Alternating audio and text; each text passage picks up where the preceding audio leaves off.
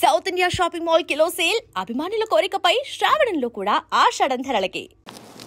మన కొండ నుంచి చూస్తే పాపం ఏదో బతుకు తెరువు కోసం పోయారు, వాళ్ళని పంపించేటప్పుడు ఇంత అవమానించి పంపించాలని మనకు అనిపిస్తుంది. సహజం, అది సహజంగా దేశంలో కొంత ఆవేదన ఉంటుంది. కానీ ఇంకో కోణ నుంచి చూడండి మీరు, అక్రమంగా వెళ్ళిన వాళ్ళు అంటే నేరస్తులు, ఏదో అన్ని వేసాలు ఉండి అక్కడ చిన్న చిన్న పొరపాటు జరిగిన వాళ్ళు కాదు. లక్షల రూపాయలు ఈ మాఫియాకి, ఏది అక్కడ ట్రాఫికింగ్ దళారులకి ఇచ్చి వెళ్ళిన వాళ్ళు, నిరుపేదలు కూడా కాదు. 30-40 లక్షల రూపాయలు ఎవరు ఖర్చు పెట్టగలరు? అది ఒకటి. రెండోది, మన విమానాల్లో వాళ్ళని తీసుకొస్తే మన దేశానికి పద్ధతి వేరు. వాళ్ళ విమానాల్లో వాళ్ళు పంపిస్తున్నారు, ఎవరు ఒకళ్ళని కాదు. ఆ ప్లేన్లో ఉన్న వాళ్ళంతా ఇలా వచ్చిన వాళ్ళే.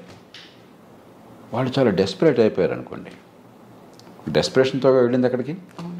విమానాన్ని మధ్యలో హైజాక్ చేశారనుకోండి, వీళ్ళందరూ ప్రయాణికులు అందరూ కలిసిపోయి హైజాక్ చేసేదో దాష్టికానికి పాల్పడారు అనుకోండి, అప్పుడేమవుతుంది? ఇప్పుడు వాళ్ళని అడిగితే వాళ్ళు ఆ మాట చెప్తారు. ఎందుకంటే మొత్తం విమానంలో కొన్ని సినిమాల్లో మీరు చూసుంటారు, నేరస్తుల్ని జైళ్ళకి వెళ్ళిన వాళ్ళని విమానాల్లో తరలిస్తుంటే వాళ్ళంతా హైజాక్ చేయటం అలాంటి సినిమాలు నాటకీయంగా అనిపించవచ్చు. కానీ విమానంలో ప్రయాణికులు అందరూ కూడా నేరస్తులైనప్పుడు, వాళ్ళ దృష్టిలో చాలా ఫ్రస్ట్రేషన్లో, చాలా డెస్పరేట్గా ఉన్నప్పుడు వాళ్ళందరూ కలిసి విమానంలో వెళ్తున్నారు, రైల్లో వెళ్ళట్లా, బస్సులో వెళ్ళట్లా. ఆ విమానాన్ని ఏమన్నా చేస్తే ఏమవుతుందని చెప్పిన భయం వాళ్ళకు ఉంటుంది. కాబట్టి వాళ్ళు ఫిజికల్గా అదుపు చేయటం, వాళ్ళు పారిపోతారు. విమానంలో ఎక్కడ పారిపోతారు? విమానంలో అందరూ కలిసి దాడి చేస్తే ఆ సిబ్బంది మీద, విమానాన్ని హైజాక్ చేసి ఎక్కడో సివిలియన్ ఏరియాలో క్రాష్ చేస్తానో, మరొకటి చేస్తానో, ఇంకోటి చేస్తానో ఏమవుతుందని చెప్పిన భయం వాళ్ళకుంటుంది. అంచేత నా దృష్టిలో పరిష్కారం దానికి ఏంటంటే, ఈ చిన్న అంశానికి, నిజమైన అంశం ఇది కాదు. నిజమైన అంశం అక్రమంగా వెళ్ళే వాళ్ళని ఆపించాలి. మనం కూడా మన ప్రయోజనాల దృష్ట్యా. సక్రమంగా వెళ్ళే వాళ్ళకి నైపుణ్యంతో డాక్యుమెంట్స్ వెళ్ళే వాళ్ళకి ఇబ్బందులు లేకుండా ఉండేట్టుగా మనం వాళ్ళతో కూర్చొని ఏర్పాటు చేసుకోవాలి. అది నిజమైన అంశం. మధ్యలో ఈ కొన్నాళ్ళకి మందేస్తే ఉన్నాళ్ళు గుడిపోయినట్టుగా ఈ చిన్న అంశం మొత్తం చర్చలు పక్కన పట్టేస్తుంది. కానీ దీనికి నా దృష్టిలో పరిష్కారం, మీరు మీ విమానాల్లో గౌరవంగా మాకు దగ్గర తీసుకోండి అని చెప్పంటే దొరకదు. ఈ ప్రశ్న సమాధానం మన దగ్గర లేదు. మనం హామీ ఇవ్వగలమా? విమానంలో కూర్చునే వాళ్ళంతా కూడా ఏ రకంగా లేకుండా చాలా మర్యాదగా ఉంటారని. మామూలుగానే విమానంలో ప్రయాణం చేస్తుంటే ఎయిర్ హోస్టెస్ మరొకకుండా చాలా అవమానిస్తుంటారు, అరుస్తుంటారు మన కల్చర్లో. అలాంటి కొన్ని సంఘటనలు చూస్తుంటాం. కాబట్టి మా విమానాల్లో మేము తెచ్చుకుంటాం. ఒకసారి మీరు మాకు అప్పు చెప్పాక వాళ్ళ బాధ్యత మాది అని మనం తీసుకుని అవ్వకండి. మనం సంఖ్యలు వేస్తామో వేయకుండా ఉంటామో అంత మన బాధ. అప్పుడు గొడవ లేదు. అలా పరిష్కారం ఆలోచించాలి తప్ప ఇది భారత్ను అమెరికాకి మధ్య యుద్ధంగా ఈ విషయాన్ని భావించకూడదు. ఉద్రేకంతో మనం సాల్వ్ చేయాలి. ఆ అవతల వాళ్ళ బాధ కూడా గురించి. మన దేశం నుంచి ఉదాహరణకి పాకిస్తాన్కు మరో దేశంలో నేరస్తుని మనం పంపించాం. మనం అమెరికా స్థాయి కాదు. అప్పుడు మన దేశంలో ఉండాలని వాళ్ళని కోరుకోవట్లేదు. కానీ బాగా ఇక్కడే ఉండాలని కోరుకున్నది వాళ్ళకి. అక్కడికి పోతే బీతి వెంటనే గందరగోళం ఉంది. మరి వాళ్ళని ఏదో రకంగా కట్టడి చేయకపోయినట్టయితే, విమానాన్ని వాళ్ళు పక్కదో పెట్టిస్తే ఏమవుతుంది? అంచేత మన విమానాల్లో మనం తెచ్చుకున్నట్టయితే ఇబ్బంది ఉండదు.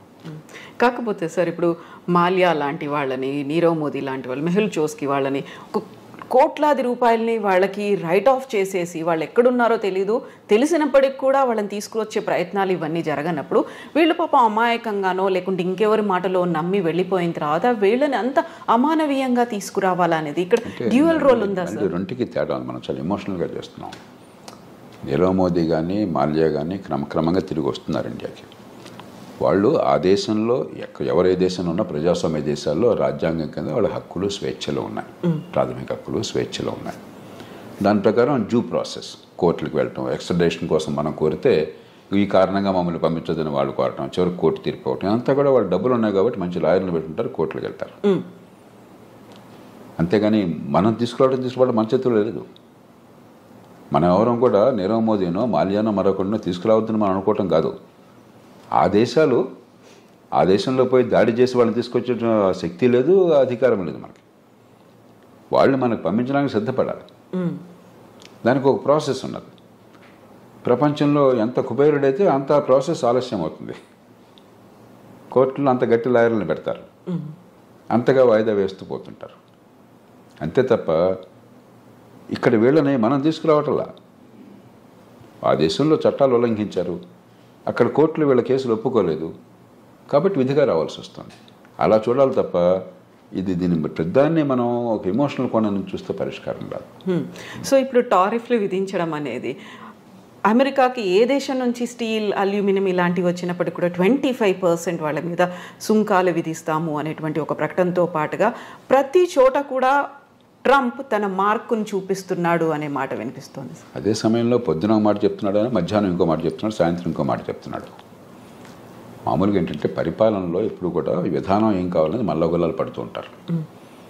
కొందరు ఇలా చేస్తే బాగుంటుంది అంటారు, మరికొందరు అలాగా దానిలో ఇబ్బందులు ఉన్నాయి, ఇలా చేస్తే బాగుంటుంది అంటారు, మరికొందరు ఇంకో రకంగా అంటారు.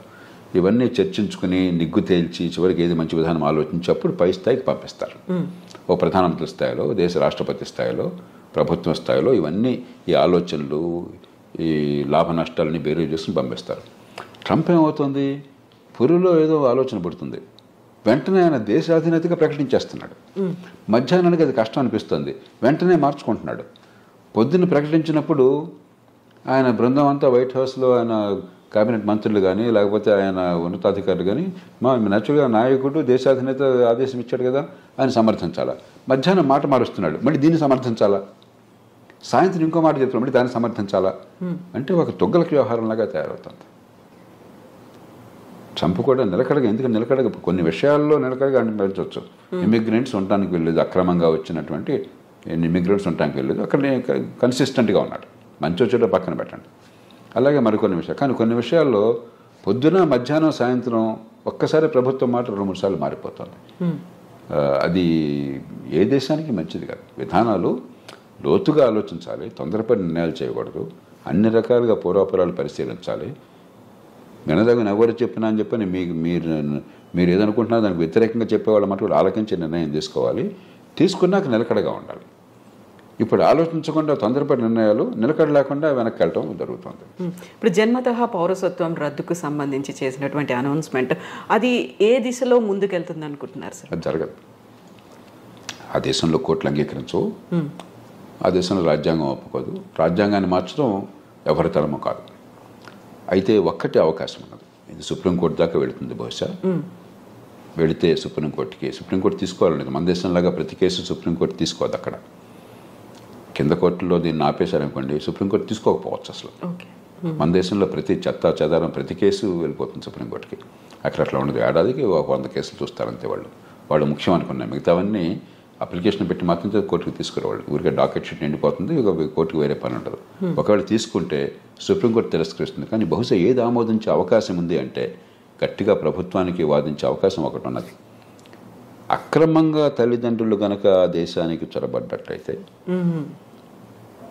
ఏ రకమైన డాక్యుమెంట్ వేసా లేకుండా అలా చొరబడ్డాక ఈ దేశంలో బిడ్డలను కన్నట్టయితే వాళ్ళకి పౌరసత్వం రాజ్యాంగంలో పదజాలం ప్రకారం వాళ్ళకు కూడా అవుతుంది, ఆ దేశంలో పుట్టారు కాబట్టి.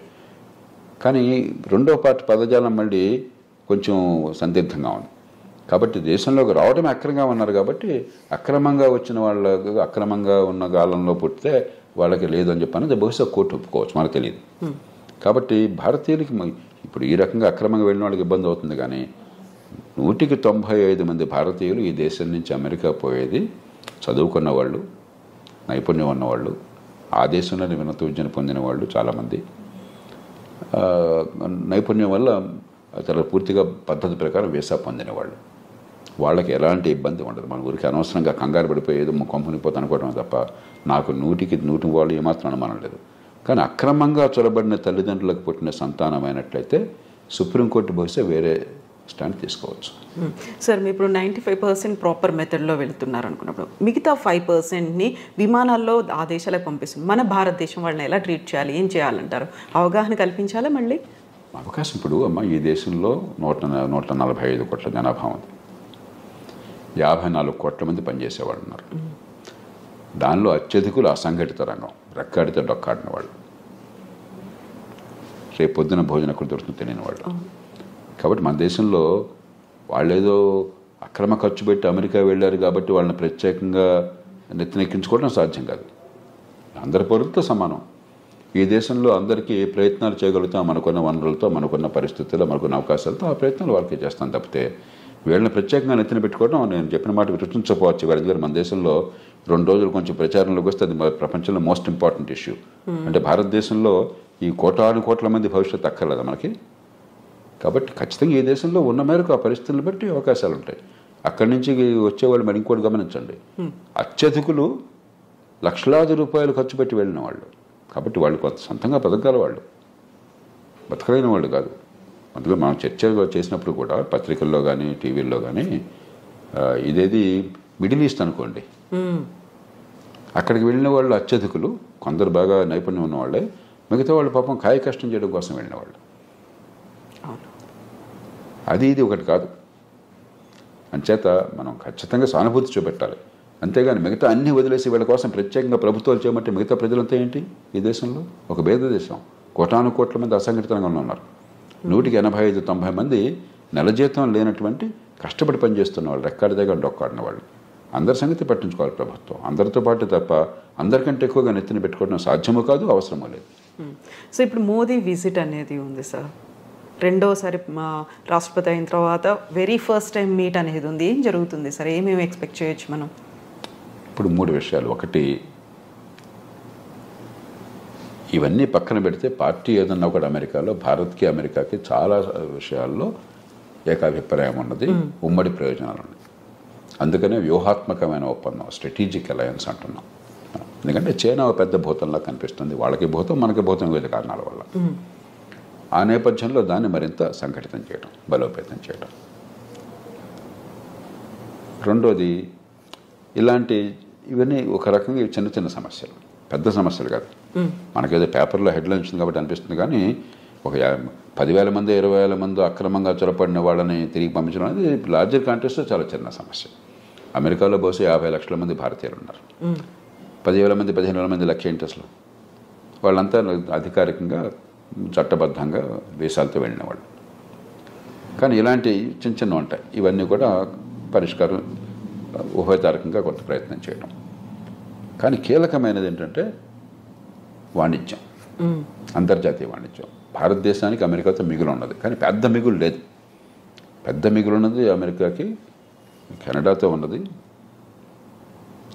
అంతకంటే ఎక్కువ మెక్సికోతో ఉన్నది, చైనాతో, మెక్సికోతో, కెనడాతో ఉన్నది. వియట్నాంతో దాదాపు $62 బిలియన్ మిగులు ఉన్నది. చిన్న దేశం, గోచిపాత దేశం. మంది 60 బిలియన్ డాలర్లు, మంది $30 బిలియన్ అంతా మిగులుంది మనకి, భారత్కి. అమెరికా ఒక్కటే పెద్ద దేశం, మనకి అసలు మిగులు ఉన్నది. తగ్గించాలని ఒత్తిడి ఉంటుంది. అందుకనే మన బడ్జెట్ కూడా కొంత మనం దిగుమతి సుంకాలు తగ్గించే ప్రయత్నం చేశాం. ఉభయతారకంగా ఆయన మనసును గుర్తిరిగి కాస్త ఆయన్ని ప్రసన్నం చేసుకోవటం, అదే మన ప్రయోజనాలను కాపాడుకోవటం. మనం నష్టపోకూడదు. అవతల వాళ్ళకి మీరు అంత భీష్మించి కూర్చున్నప్పుడు వాళ్ళకి ఏదో కొన్ని చూపెట్టాలి. కాబట్టి వాణిజ్యం విషయంలో ఏం చేయాలి? ఈ 3 ప్రధానమైన అంశాలు అవుతాయి చర్చలో. సో మన దగ్గర నుంచి వస్తున్నటువంటి దిగుమతుల మీద కూడా విపరీతమైనటువంటి సుంకం పెట్టబోతున్నారు, టారిఫ్లు విధిస్తారు అనే మాట అంత ఎక్కువ ఉండదు. వీళ్ళకి మనకి ఏంటంటే ఇదిగో పుల్లాడి ఇదిగో తోకంటున్నాం మనం. మెక్సికో నుండి కెనడా మీద సుంకాలు పెడతా ఉన్నారు, మళ్ళీ వెంటనే మధ్యాహ్నానికి మార్చేశారు, సాయంత్రం ఇంకోటి అన్నారు. మన మీద కూడా ఇవన్నీ ఏంటి ఆయన నెగోషియేటింగ్ టాక్టిక్.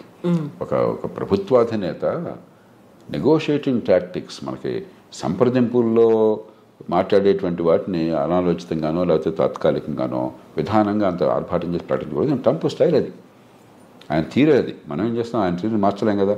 పుట్టుకతో వచ్చిన బుద్ధి పుట్టుకలతో కానీ పోదని చెప్పిన మన చేతుల్లో ఏం లేదు.